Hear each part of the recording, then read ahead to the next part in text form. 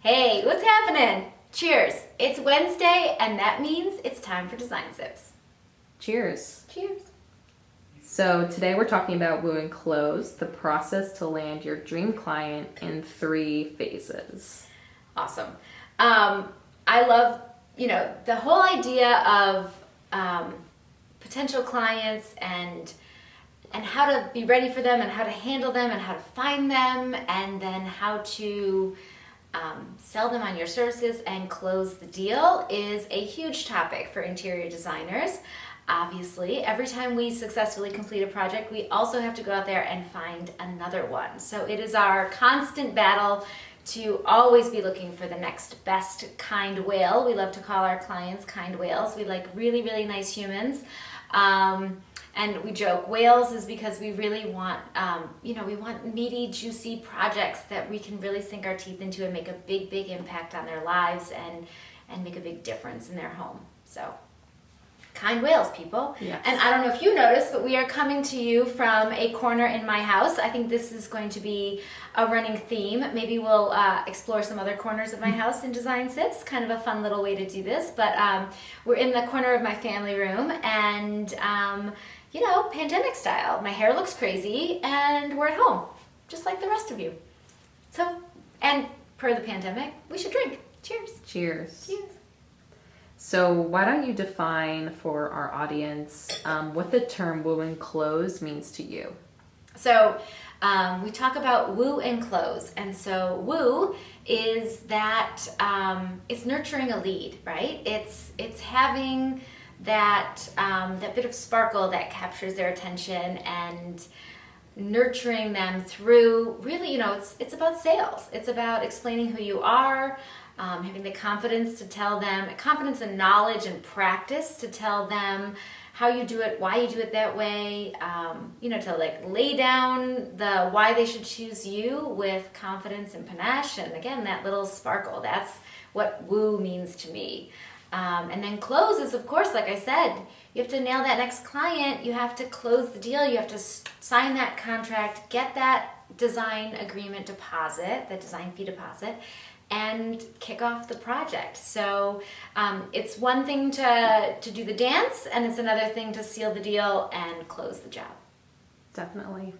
So a business owner or designer might be thinking, yikes, sales, marketing, woo, not my thing. Sales, marketing, woo, yeah. Yeah, how would you encourage them if they don't have it, or do you need special skills to woo? So inside the standard, Luann Nigera does this amazing bonus masterclass content, and she talks a lot about closing the sale. And not to give away too much detail, but the crux of the problem is not some slick sales pitch or some tricky, slimy email series. The crux of the matter when it comes to sales is having a really amazing product or service and having it be so valuable to the client that you are simply offering that up. So it's about knowledge, confidence, value, excellence in the products and services that you're offering, and then really knowing your stuff and being able to answer those questions so that you can successfully demonstrate that to potential clients. And that's one of the things, I wish I could take every single potential client through my most recent client's beautifully decorated home, have them sit down with the homeowners, have them have that kumbaya testimonial conversation. Like, the old school referral is incredible for a reason.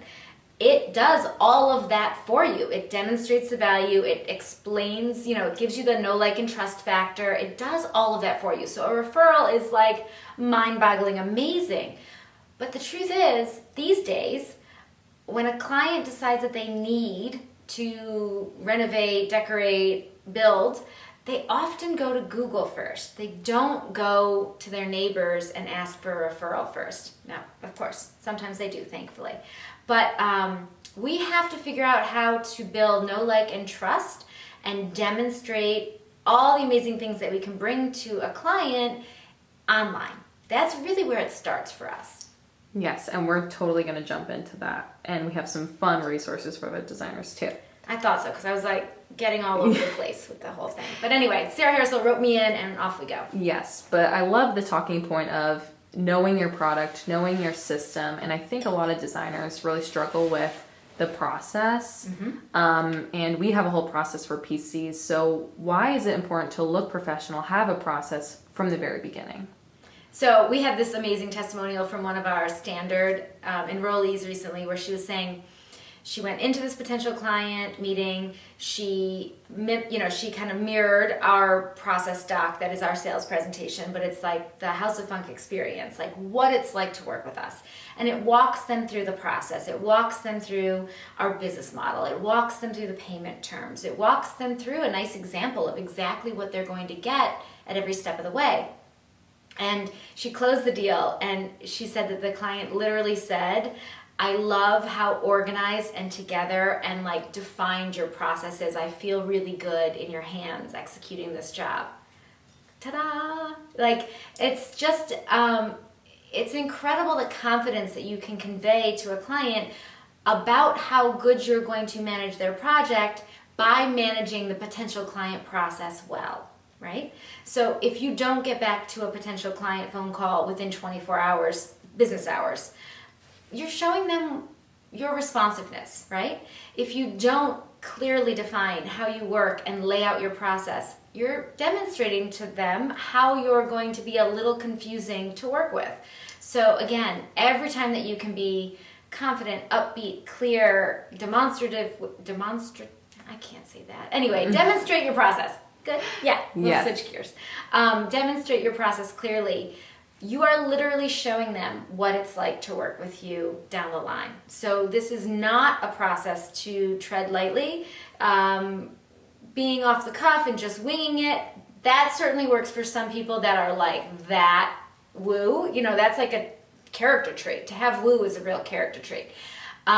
Most of the rest of us humans need to clearly define our process, clearly define how we're going to go about communicating with potential clients in order to have that level of confidence and clarity. So I know for me, I know you don't believe me, but I'm a wild ass introvert. Like, I am so happy in quarantine. I'm just chilling at home in my swivel rocker. Do you have one of these? It swivels, it rocks. It's amazing. But I have to get up and leave my house. I always joke, like, the only way I sign a new client is when I leave my house. Now, in quarantine, we have gotten super Zoom, fantastic, but you know what I'm saying, right? You have to go out into the world and talk to the humans in order to get the next client. So, and if that can mean showing up live in your Instagram story, that can mean writing a very personal email. Maybe it's a nurture series, maybe it's a newsletter, maybe it's a one-off email checking in on a potential client that you're really interested in working with. But showing up with your personality, showing up in front of the humans is the only way to get hired by the humans. You have to constantly be building know, like, and trust factor. Yes, and so going off of that, we've broken how we woo and close into 3 phases. So phase 1 is to identify and market to your ideal client avatar. The know factor is a lot about messaging. Why don't you talk about that? Yes, so it's the simple things that are so hard to execute, right? So the best advice I ever give to any of my friends that are in business at all in any way, shape, or form is show up as your real self. Speak like you're speaking to your best friend. Write like you're speaking to your best friend. Dress like you dress when you're hanging out with your friends. All of those things, the more you can show up without some like professional filter that makes you sound very fancy, is the more it is likely that it's not a popularity contest, the know, like, and trust factor. Like, to get to know you is to see you regularly, right? So showing up regularly, leaving your house or showing up in social media or showing up in an email with your true self. So that's no.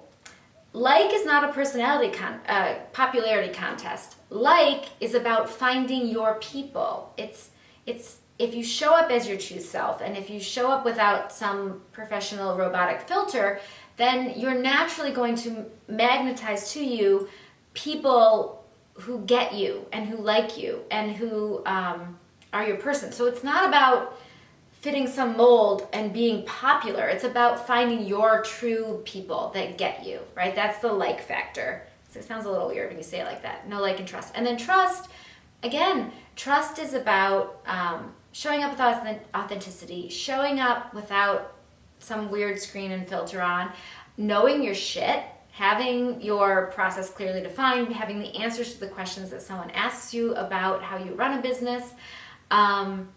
Trust is a thing you build over time. It's something that you need to, comes from not spamming the crap out of them with a million marketing emails. Trust comes from showing up time and time again, over and over again, checking in with them in a kind way while they are considering hiring you.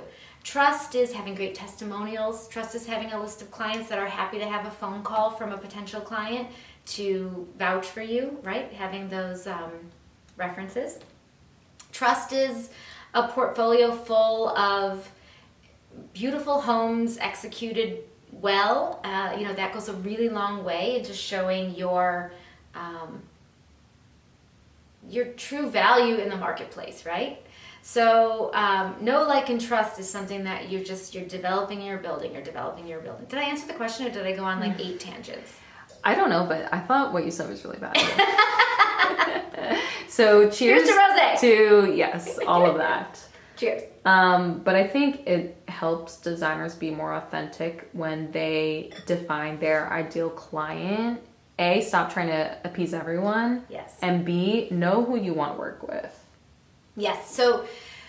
So the idea is, with the ideal client avatar, when you're talking to everyone, you're talking to no one, right? So if I said, I'm an interior designer and I work with all homeowners, or I'm an interior designer and I work with every single other interior designer out there. When you're talking to everyone, you're talking to no one. So you're gonna want to bring yourself, your personality, to your brand, to yourself, to how you speak, and you really want to clarify who is your ideal client. So a great way to do this is to go back through the clients you've already had and pick out the one that just was flow, right? It was in total flow. They got you, you got them, the budget was right for the project, the aesthetic was right for the project, they trusted you, you trusted them, and the outcome was like exponentially better because of all that trust and because of all that synergy and because of all that like kumbaya, right? So you want to think about that client, and then you want to get granular.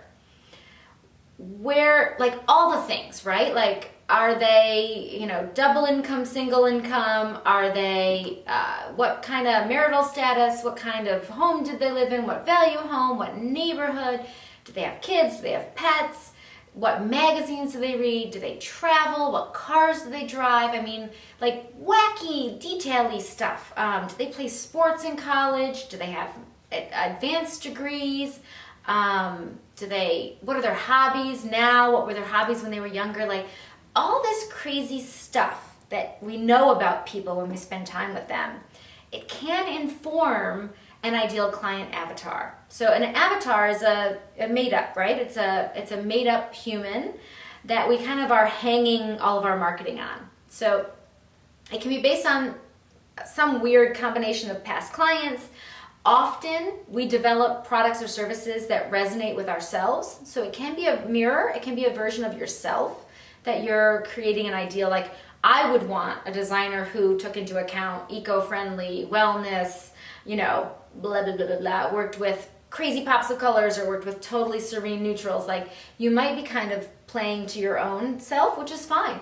But it's then giving them maybe it's yourself with the ideal budget, and it's like that whole game that you play. But you want to really specify who you're speaking to, and then all of your marketing and all of your messaging and all of your content, your writing, your images are now put through this filter of this ideal client avatar. And that really helps you zero in and clarify your message. So for instance, for my messaging, I know who my client is, the kind whale, and therefore I don't do a lot of work, conversation, chit chat around do it yourself. I don't do a lot of DIY tutorials because my ideal client is super busy and they are not doing it themselves. They have careers, they have children, they have interests, they love to travel. They are not painting the bathroom, right? So it wouldn't help my client for me to give a bunch of tutorials on how to paint a bathroom really well, right? You see how that would like miss the mark? Even though I could, right? I could talk about all kinds of DIY decoratory stuff all day long. And I could fill up the airwaves, but I'd be talking to the wrong client, you see? So those examples, and when you start to put everything that's in your arsenal of content through that lens, it really, really helps you understand, oh, of course I'm getting DIY inquiries. I'm giving DIY tutorials. That's who I'm attracting by doing that. So it's like rolling it back, and understanding you might be attracting someone very much like you when you want to attract someone who has a bigger budget than you, maybe. So it's really seeing it for what it is. And a lot of times you can look at the inquiry calls you're getting and you can really go, because you're getting what you're putting out there. So like you might need to shift what you're putting out. Definitely. And if people are, cheers to that. If people are calling, asking for color consultations, to walk through their home with you, look at your website. What, for people like you, and that's not your ideal client, Right. What is on our website communicating that? Correct. Right. Exactly. So, that is huge. And I think when we look at the inquiry, I can't make any of the big words today. When we look at the potential client calls coming in, we can see where we're focusing too much on this like grab and go kind of opt-in, which really isn't right for our ideal client avatar. So we need to shift gears a little bit. So we've learned those lessons over the years, time and time again. Yes. Even as recently as just updating our colors for our website. Yeah, absolutely. Yeah, we're moving towards it, like a more serene, a more wellness focused, definitely like it's all about wellness at home. We've all gone through this pandemic together, and I certainly came out of it knowing that my personal aesthetic, which is very neutral and layered and textural, is actually what I want to like bring to my brand more and more. And my personal habits of yoga, meditation, spirituality, being as green as I can possibly be in my own home and with my own children, I want to bring that even more to my brand. So we recently did a little cleanup of our aesthetic on our website, and you'll start to see our social media rolling out and having a little bit of a different vibe. And it's like peeling back the onion. It's that next layer of my evolution coming through in my brand, right? So it was a decision that I made throughout these months of being in quarantine of being even more about, daily meditation and my spiritual practice and wellness at home and what that means to me. And then not waiting to bring that to the brand. When that awareness comes through, then it needs to come through to my business too, because it all has to be in sync. It all has to be in flow for it to feel authentic and real. And I won't go back to that whole speech about no like and trust. I'll drink rosé instead. Yes, but cheers to authenticity for sure. So we're at the process where the client knows they want to work with you, but it's now our turn to screen that potential client and to make sure that they're a good fit for us.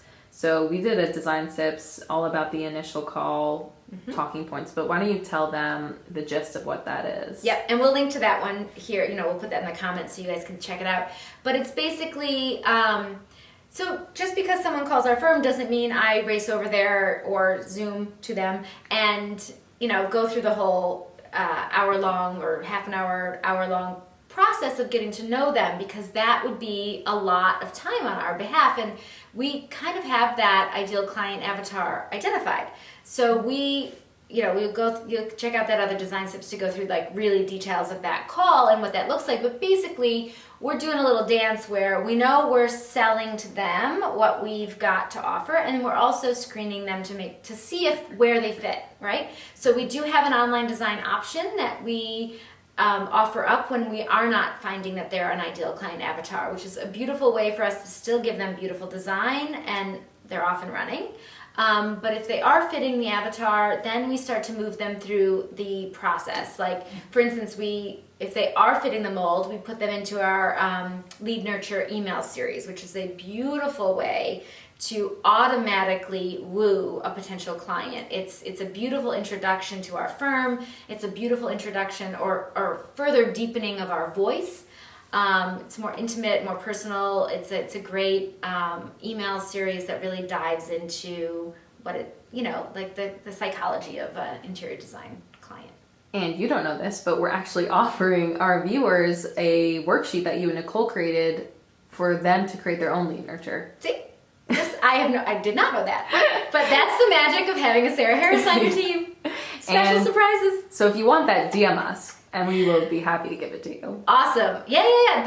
This is gold, people. So once a client has picked up the phone and called us or emailed us to engage in active potential client banter, they are what we like to call a hot lead, right? Mm-hmm. I'm not just like cold calling them or shouting to the ether on social media. They've actually reached out to us. That this email nurture series is gold. It is so important to capture that hot lead and stay in really good communication with them and introduce yourself to them more fully. Yeah, and it's automated, so less work up front, and then it does the job for you. Like, when was the last time you really had to think about that lead nurture? I don't. It's a beautiful thing. Yeah. Exactly. Yeah. And again, it's, you really put your heart and soul into it in the beginning, and then it's automated, and it is making your life better all day long. Right. While you're drinking wine. Yes. Less work. But more value. Yes. Okay, so the second part of screening our PC is once we're like, yep, we definitely want to work with them, they're on our lead nurture, you go to the initial meeting. What's the goal of this meeting? So by the time I'm in a meeting with a potential client, I have decided, we have done enough vetting, right? That we know that they have a good project, they seem like a kind human, and they are in the right terms, the right, metrics, what should we say? They're the ideal client avatar, right? Mm-hmm. So by the time I'm meeting with them or Zooming with them, whatever method we're using, I'm pretty excited to, introduce myself personally, to get to know them a little bit more, and then to sell myself to them while also super duper listening, meeting, really trying to get understanding of why they're reaching out, what they need, really trying to understand their desires, how they want to feel in their home, what the functions are going to be, what the aesthetic looks like. So it's a great collaborative meeting, and I'm always also getting very important details. I'm also getting like overall room dimensions so that I can go ahead and do a proposal for them. I'm trying to get the idea of the scope. So back to woo, how do you feel like what's the most important woo factor in this meeting for you? So I think the most important woo factor is just spending time with them. In this meeting, it's listening. I'm asking questions and trying to make sure that I'm hearing them and listening to them. I'm reflecting back the questions that I've already had answered by a screening call one of my team members has taken with them. And then I go into explaining our process. And so I'm just, again, it's that clarity, it's that confidence, it's a beautiful presentation that I'm thrilled to share with them that walks them through the process clear as day. Having that presentation and knowing that I don't have to like off the cuff remember or memorize or forget something that's also visually really appealing and beautiful I can't recommend it enough. Yeah, and I think this is a great part to tell them. If they were to sign up for the standard, we give this entire process, that presentation over right to them to use. Yeah, inside the standard, we give them every step in the potential client process. We give them our exact 6-series email script so that they can take that example and really springboard into their own personality, but the structure is clear. Not even the structure, every word is clear. They could, but of course, they're not going to just use our words. They're going to take it and make it their own personality. And then at the presentation, the what it looks like to work with us presentation is literally gold. I mean, recently we were giving it an update because we were giving our brand like a little cleanup, right? And it's an incredible amount of time that we spend editing and nurturing and revising and reviewing, because this presentation to me is like you are in front of a vetted kind whale. You are in front of your ideal client avatar. This has to be gold. Like it has to be all the way. And we put a lot of care and attention into that presentation. So in the standard, we give you the whole thing so that you can take from it and make it your own as well. Yeah, and we have this whole potential client process in an Asana template that you're able to copy verbatim. Yep, download the whole thing. Great. So at this part of the process, you have your numbers to be able to crunch a proposal for them. Why is it important to present the proposal via Zoom or in person? Yes, so whenever possible, I am going to present our design agreement with our flat design fee numbers in it, in person or over a Zoom or on a phone call, whenever I possibly can. It's so important to walk them through, to read their body language, to try to understand how this is sitting, to answer questions about what this covers. Whenever I go through this doc in person or Zoom where I can see body language, I have literally like 100% chance higher to close this client than when I just have sent it in an email in the past. So getting in front of clients and walking them through the process is really, really important. I know it feels like they don't want to have another meeting. They just send it over, and you have put all this time and effort into it, and you just want to get it into their hands. But I very, very much, and I do it too. I just want to get it over there. Like, we're all busy. It's so hard to get on the schedule, but I cannot say enough. It's so, so important to take the 10 minutes to say, okay, on page 4, you're going to see the flat fees per room. Again, this is covering X to Z, and then A to Z, whatever. And then on page 10, you're going to see example room budgets from, historical data of what a client in the past has spent on a room of your size and scope. These are not your budget, but these are important numbers. If we're totally off base with what you were expecting to invest in this project, this is where we would need to discuss, and et cetera, et cetera, et cetera. So yeah, giving all that information to the clients in person is everything. Yes, and we track all our leads, and I don't know if you shared this stat, but 100% of our leads where we send it over email don't close. Yeah, it's crazy. That's after looking back at the year and being like, okay, when did we slip an email in? Yeah, when did we just go like, oh, it's so hard to get on the phone and it's so hard, our schedules aren't meshing, and then we just said, okay, we'll email it over, call us to talk it through, and then they go totally silent. Because it's a legit 12-page document. Yeah. And I think it ends up just being too much for them to go through, and it's important to walk them through it. Yeah, and I think in that meeting, when they're there and you're showing the numbers, you get their gut reactions that you can then follow up about. Exactly. Yeah, so important. And no matter how much I go through the process and I go through and I talk and I this and I that, you need to go right to the heart of those questions and those concerns that come up right when they see that number. It's really, really, really helpful if you're right there to answer it. Yeah, exactly. Okay, and then the final step is the art of following up. So what are some things that you do to follow up with a PC if they haven't signed your agreement? For example, a small gift, great email, follow-up call. Yes. So because we're talking about typically 6-figure or more project budgets, it is something that I have found. I do not get offended. I do not get worried. 99% of the clients, maybe 95% Yeah. of the clients need to sleep on it. They need to go and have a private conversation with their significant other, even if both decision makers were in the room at that presentation. These numbers are not, it's not a $300 sweater. These are real numbers. These are, moving money around kind of numbers. So it is totally normal for the clients to take it all in and need to go and discuss. So I typically will end that call saying, I'd love to work with you. Are you ready? Are you ready to jump in? And typically they're not. And it is really nice to say, great, I'd love to schedule a follow-up call, early next week, or I'd love to touch base.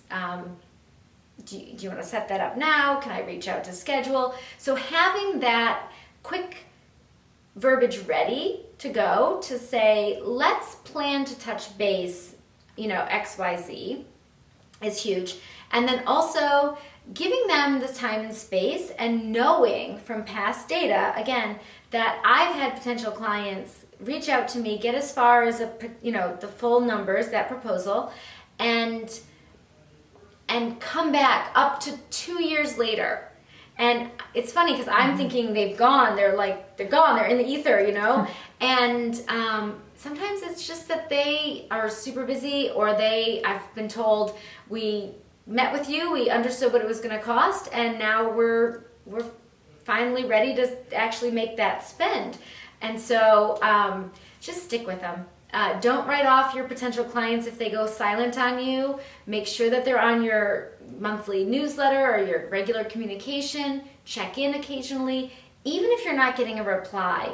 Until they say, no thank you, or we're hiring someone else, and they've been really clear, I just stay in touch. And it has served me very well.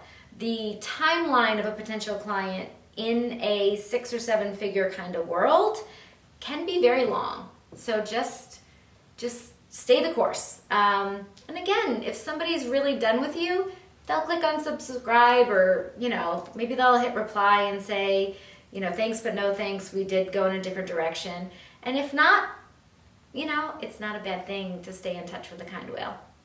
Yeah, definitely. And just to bring it right back to process, this follow-up is right in our Asana system, so you don't ever have to wonder, wait, when was the last time I followed up? What should I send to them?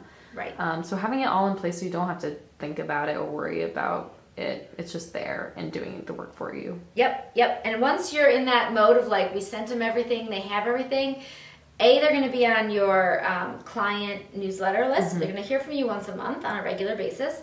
And then number 2, we have an auto, a repeats every, and you can say, I want to follow up with this one every 2 weeks for the first month, and then I want to go to every month after that, and just like a touch base, or even I want to follow up every 3 months and just pop my head in and do a personal one-off email because this was a really good potential client.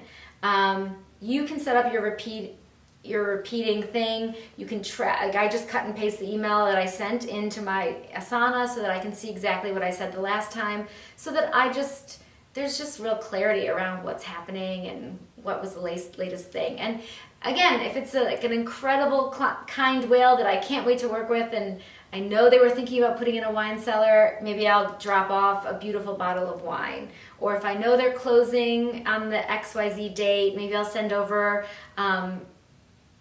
bagels and orange juice, because we all know the first weekend in a house is you can't even find anything to make yourself a meal. So those little touches go a really long way to say, I heard you, I noted the close date, I'm giving you your space, but I'm thinking of you. So any of those little details are really great.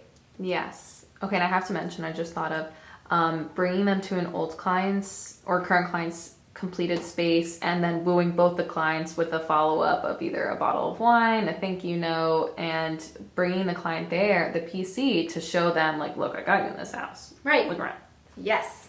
Yeah, no, I mean, if you can take your list of references a step further and actually take a potential client to an existing client's or a recent client's beautiful decorated home, and they happen to chit chat and everyone's, all smiles and giggles and happiness, yeah, that's ideal. That is ideal. So when that works,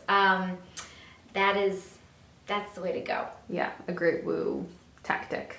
Amazing.